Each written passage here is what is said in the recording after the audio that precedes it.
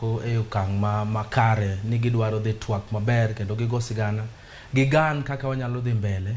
En gino maber nikech koro thuolo ma sani wabro neno kwe kendo mutni ma yande waneno ka ikelo gi jo Azimio ok wabi neno thuolo malach wageno kamano.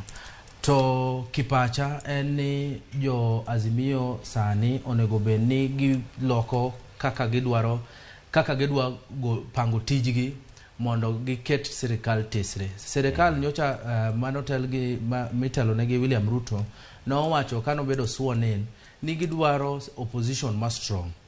To waneno ka jo Azimio osebiro okang' mager mondo gi fill that gap. Shida achiel ma wuokie ni jo Azimio nenore kuom sani ni plan gi ok en plan ma nigi ngufu. Kendo plan gi ok en plan ma nyalo miyo giyud gima gidwaro. Yande gima ne gipango, for instance, yudo ka sani koro giyie ni gidwaro office of the opposition and the office of the prime minister. King'iyo thuolo machien kacha, mane gima ne William Ruto duogo nokele mesa kapok kata weche mag bipartisan talks gi nodhiye.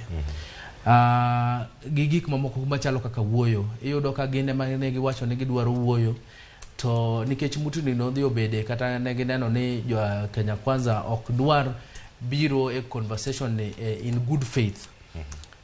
Kuom yiero Aden Kenan ma Jubilee ma bende en achiel kuom dond bura manie Azimio, jo Azimio nowacho ni gibro dok e ng'anyo.